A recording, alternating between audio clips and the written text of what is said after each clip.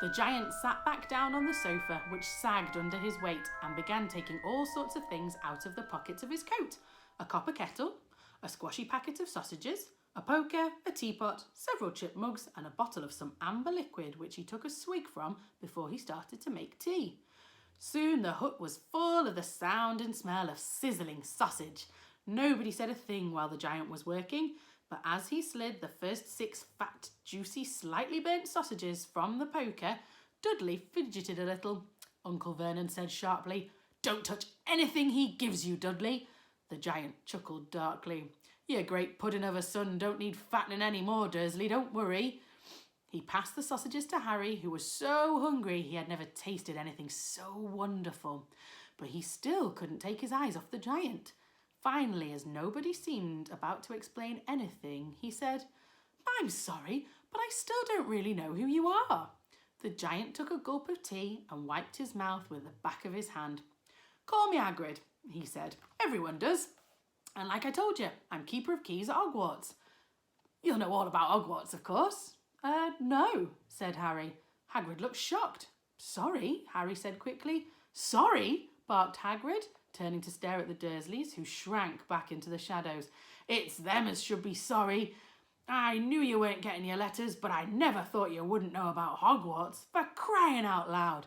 Did you ever wonder where your parents learnt it all?" "All what?" asked Harry. "All what?" Hagrid thundered. "Now, wait just a second." He had leapt to his feet. In his anger, he seemed to fill the whole hut. The Dursleys were cowering against the wall. "Do you mean to tell me," he growled at the Dursleys, "that this boy knows nothing about anything?" Harry thought this was going a bit far. He had been to school after all, and his marks weren't bad. "I do know some things," he said. "I can, do maths and stuff." But Hagrid simply waved his hand and said, "About our world. I mean your world, my world, your parents' world." "What world?" Hagrid looked as if he was about to explode. "Dursley!" he boomed. Uncle Vernon, who had gone very pale, whispered something that sounded like Mimble Wimble. Hagrid stared wildly at Harry.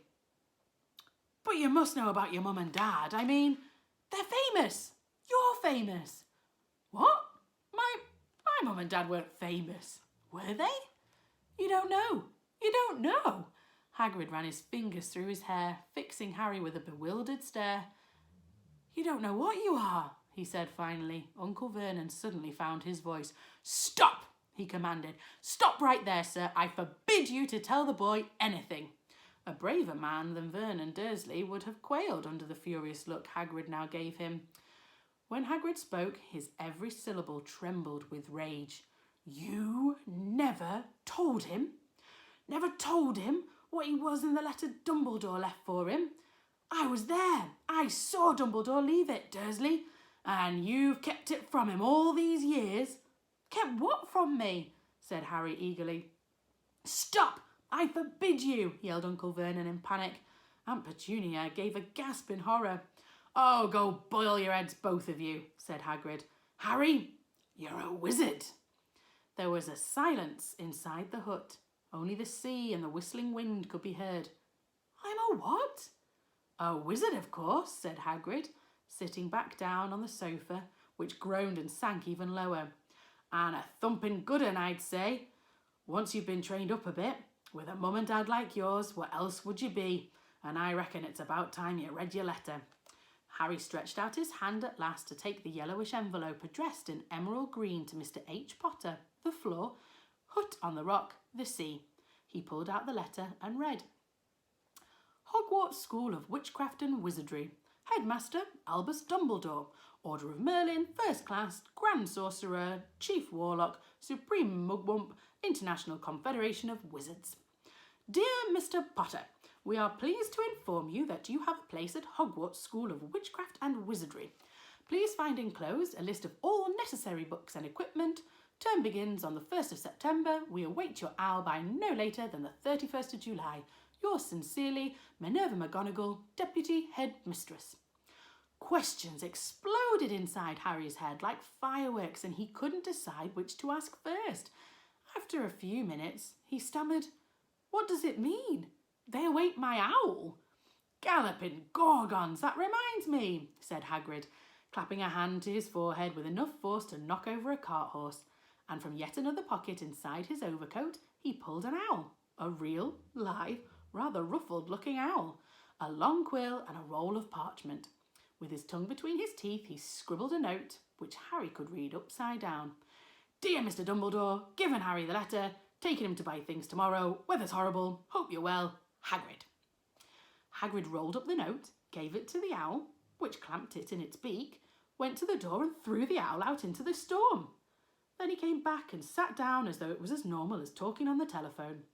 Harry realised his mouth was open and closed it quickly. Where was I? Said Hagrid, but at that moment Uncle Vernon, still ashen-faced, but looking very angry, moved into the firelight. He's not going, he said. Hagrid grunted. I'd like to see a great muggle like you stop him, he said. Oh, what? Said Harry, interested. A muggle, said Hagrid. It's what we call non-magical folk like them.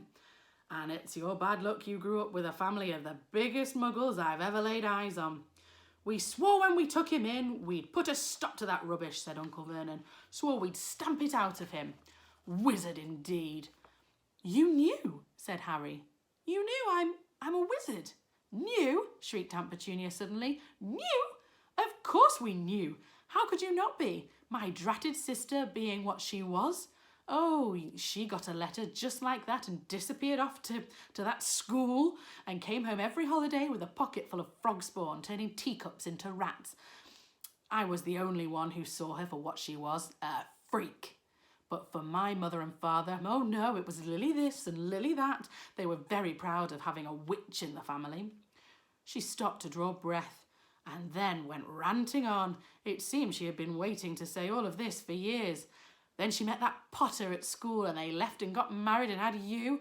And of course, I knew you'd be just the same, just as strange, just as abnormal. And then, if you please, she went and got herself blown up and we got landed with you. Harry had gone very white. As soon as he found his voice, he said, Blown up? You told me they died in a car crash. Car crash? Roared Hagrid, jumping up so angrily that the Dursleys scuttled back into their corner. How could a car crash kill Lily and James Potter? It's an outrage, a scandal. Harry Potter not knowing his own story when every kid in our world knows his name. But why? What happened? Asked Harry urgently.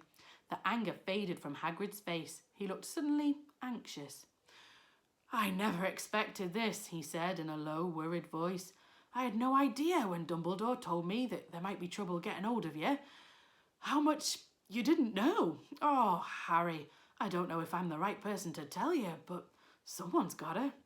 You can't go to Hogwarts not knowing. He threw a dirty look at the Dursleys. Well, it's best you know as much as I can tell you. Mind, I can't tell you everything. It's a great mystery. Oh, parts of it. He sat down, stared into the fire for a few seconds and then said, It begins, I suppose, with the person called... Oh, but it's incredible. You don't know his name. Everyone in our world knows his name. Who? Well, I don't like saying his name if I can help it. No one does. Why not? Gulping gargoyles, Harry. People are still scared. Blimey, this is difficult. See, there was a wizard who went bad. As bad as you could go. Worse than worse. His name was... Hagrid gulped, but no words came out. Could you write it down? Harry asked. Nah, can't spell it. All right, Voldemort. Hagrid shuddered. Don't make me say it again. Anyway, this wizard, about 20 years ago now, started looking for followers. Got 'em too. Some were afraid, some just wanted a bit of his power, 'cause he was getting himself powerful, all right. Dark days, Harry. Didn't know who to trust. Didn't dare get friendly with strange wizards or witches. Terrible things happened. He was taken over. Of course, some stood up to him, and he killed 'em. Horrible. One of the only safe places left was Hogwarts. Reckon Dumbledore's the only one you know who was afraid of. Didn't dare try and take on the school. Not just then, anyway. Now your mum and dad were as good a witch and wizard as I ever knew.